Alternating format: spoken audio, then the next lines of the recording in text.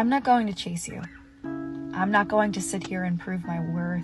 I'm not going to try to manipulate you to believe that I'm better than anybody else. I know that I am. I know that I'm the prize. And it's not in an egotistical way. It's just, I know what I've been through, I know what I've healed, and I know what my value is. If you come into my life, that's a blessing. If I allow you the opportunity to see parts of me that I don't show everybody, that's a blessing. If I want you to be a part of my life, it's for a reason. I don't just sit here and talk to anybody. I don't waste my time because my time is precious. If you are of value to me, I would hope to be of value to you. And if not, just let me know and we don't have to waste each other's time. If you are single and you are in the dating marketplace at that time, when that happens, say you're 37, 36, 38, 40, whatever it may be, and you are still on the hunt for that man, and you hit the wall and you can see in your face that you are no longer the face that you were at whether it was 30 or 35 or 25, whatever it is, you are going to be panicked because now you know that you are going to compete with women who are younger, who are largely more fertile, not always, but largely speaking, yes, who have that youthfulness to them, who have that estrogen, progesterone, whatever the hormonal balance is that makes someone young, it's there and you're losing it. And you become hyper aware of that. And that is why women begin to panic. When a big chunk of the female population is fed the feminist juice that tells them to pursue their careers instead of starting families, that large population of females is suddenly going to realize in their 30s and 40s how they don't have the luxury of finding the type of guys they want anymore. That's just going to be painful. And I hope, collectively, we are able to withstand that storm. I often question, why have I been single for almost 3 years? And then I'm quickly reminded when I left swipe a guy on Hinge just because I don't like his shorts. The amount of options are just overwhelming, so you start getting picky. Men need to understand that when women open up a dating app, it's just thousands of suitors. And so she starts picking on the dumbest stuff. I don't like his bracelet. I don't like that guy's shoes. His eye doesn't look right. He had one hair on his nose. It's like the weirdest things now because you have so much to choose from, you can literally stitch the perfect man again. For a woman, it's good news. For a man, years of very hard work ahead, and maybe not even your child. And the woman is going to leave with the child. How's that for reality? Men should never marry, so they can't be made into a feeding machine. Them all the time. You know, the first lie is, there's nothing more important than your career, more or less by definition. So that's the first lie. The second lie is, there will be nothing more important to you in your life than your career. So that's the second lie. And then the third lie is, there should be nothing more important in your life than your career. So that's the third lie. And then implicit in that is the idea that children are a burden, and that the idea that women should have children is part of the oppressive patriarchy and should be resisted. And who are men to tell me what I can do with my body? Hey, fair enough, and et cetera, et cetera. And I've also watched what happens to women who hit 29 or 30 and then can't conceive. And that is not fate I would wish on anyone. It's awful. And 30% of couples fall into that. 30% of couples have difficulty conceiving. It's a lot. And the probability... Modern women are so self-absorbed and naive that they will blow up the family, ruin the inheritance, and run with the money because they are driven to make bad choices for everyone. They're predicting that 45% of women will be single and childless by 2030. Yeah. So much so that big banks are investing in like cat food, wine, like things that go with like single women. Oh, wow. Yeah. Okay, well, big percentage. So I feel like my voice does matter to navigate through this. So it's like, again, it's such a small percentage of men that you're like looking for now. I know. Yeah. How do you want to navigate that, like moving forward? Do you even want to date like right now? Because so I know some people when their kids are young, like just don't want to date. How do you like feel about that? I think it has more to do with where I'm at emotionally, and it's not even like a jaded thing, right? It's more of I know my value. truth is, women will need to realize and study facts along with some history to figure out why this is such a shocking statistic. It tells them of an impending disaster that's going to cause a lot of stress and distress to younger females as they reach their late 20s and 30s. 50% of women 30 and under are now childless in the West. 50%. And half of them will never have a child. And 90% of them will regret it. You know, by the time you're 30, you're already a geriatric mother.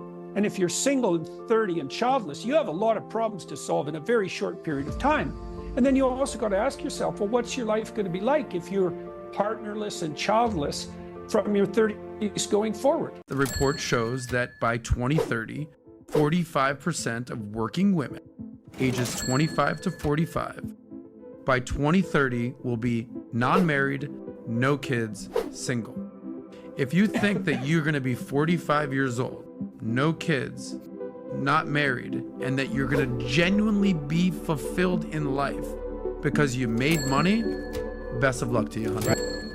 According to a recent study, 45% of working women between the ages of 25 and 45 will be unmarried, childless, and single by the year 2030. This is an alarming prediction that people should be talking about. 45% of working women is not a small subset of the female population. It's a giant number and practically means every other woman you know. Ali said something in this episode that particularly struck me. She told the other female panelists and the viewers, "We live in a society that wants you broke, single and childless, and your $49.99 donation of apathy just adds to that. Ask these women where they see themselves in 5 years, professionally and personally." Ask these women where they see themselves in 5 years professionally and personally. For myself, hopefully I will have 2 biological children, 1 adopted child, and I'll be raising them, which is just as valuable as if I got a PhD or if I was making 6 figures. It matters just as much, and for me personally, it matters more.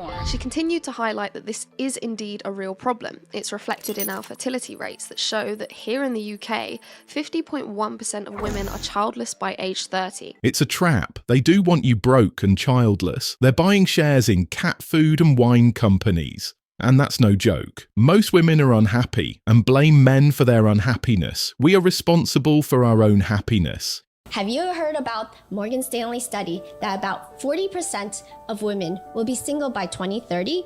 It's crazy. Well, I did some research and I wanted to share some of the reasons why this might be the case. Let me break it down for you. You'll see one article that says, single childless women are the most happy demographic. And then 2 months later, there'll be another one. Single childless women are more miserable than ever. It's always this back and forth. It's like these conflicting messages. And the reason why it's so confusing and conflicting is because happiness is an emotion. And happiness is the one we focus on the most because we think we have this idea that we can just, if we could just find this perfect balance of like self-help books and healing and therapy and all this other stuff, that we're going to find some permanent solution to living a permanently 100% content life. And the fact of the matter is that the human condition is defined by discontent, not by content. And that's a good thing. That's a feature, not a bug. Because God forbid, because if we were all content all the time, we would not grow. We wouldn't want more. We wouldn't build more. We wouldn't do more. If you expect someone to make you happy, you will never be happy. Narcissists are never happy because they blame others for their bad choices instead of taking responsibility for their own decisions. I'm drunk, but it's my birthday and I just felt like I needed to get that out there. Don't fucking have kids. I love you so much and do what's best for you. Don't have kids. That one is coping hard. It's sad. Drunk TikToking on your birthday about not having kids. She is upset that her friends have kids and don't have time for her anymore. So she spent her birthday alone, ranting instead of spending quality time with the family she never had. Who has 3/4 of the debt? Who has what? Who has 3/4 of the debt in the US? Of the debt? Yes. Yeah. Despite making less money than the opposite gender. I have no clue. It's women. Who's 80% of the consumer base? Okay, I guess women. Thank you. But okay, there's a reason why. Hold on. You see, I'm not just. This isn't coming from a place of anger or misogyny or me talking. It's facts. Advertisers target women because women are more impressionable and they're easier to control. Women are group thinkers. They're more involved with. They're more involved being social. They're followers. Okay? You look at a fashion trend, you look at a hairstyle. When Rihanna cut her hair back in 2008, every other girl decided to cut their hair. Fashion trends, typically women follow them. So women are easier to sell to and advertise to. And this is why advertisers target women and not necessarily men. They're more likely to make bad decisions on emotion, which can lead to the destruction of the relationship.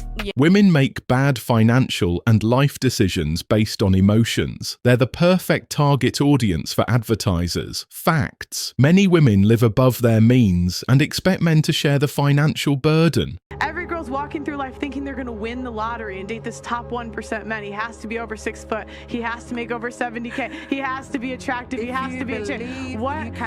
But see, this is here. Wait. This is the problem. That sounds nice. It sounds nice and it's possible, but it's not probable. It's probably not going to happen. Not for every woman. So I'll tell you another stat. Okay, so big banks are investing in things like cat food, wine, because 50% of women are projected to be single and childless over 30. So that means all the girls in this room, half of us will never have kids. And it's also like if you don't get married by 35, your odds of getting married and having a long, stable relationship ever, it's very low. If you're not familiar with these guys and gals, of course, they're more conservative, right-leaning hosts, and they like to bring on people with different mindsets or ideals and ideas and discuss those. And it usually ends up in hilarious. According to society, we would regret not having children at the end of our lives because life is so happy and blessed. I recently came across this article written by a nurse who had a heart-to-heart with her senior patients and who also found out from them how their own families perceive them as a burden. There are now the top 5 things that people regret most when they die. The declining populations in the East are another reason that contributes to women not having children globally. I finally realized that China's policy of restricting the number of children a couple can have been what's causing the country's population growth problems. The current state of the dating environment is not promising. Here's an inside look at the life of a single childless woman living it up. I'm a single child-free woman. Of course my apartment's always clean and spotless. I'm a single child-free woman. Of course I blow all my paycheck on designer handbags and skincare. Does this Temu bag look real to you, or does it look like a dupe? Oh, the zipper fell off my Temu bag. I'm a single child-free woman. Of course I get to go on luxurious and lavish vacations. Let's see how much the IRS took out of my tax return this year. Oh, looks like I'm not going on vacation again this year either. Whenever you hear of pregnancy nowadays, it seems like it's such a bad thing and you're losing all of your freedom. It's never actually a good thing. And I know that from personal experience, from when I've had friends who have perhaps had a pregnancy scare. You know, even the wording, it's described as a pregnancy scare. No one is ever happy that a new life is entering the planet. It's just constantly demonized and people are really scared of it. No one sees it as a beautiful thing anymore, which I think is really sad. That's because it's a big responsibility to bring life into this world, and most of these people are so useless and immature, they can't handle it. Thanks for watching The Circle of Kings. As always, we're looking forward to your support, so please hit the like button, share this video with your friends, and subscribe to the channel to stay updated with everything all kings like yourself need to know.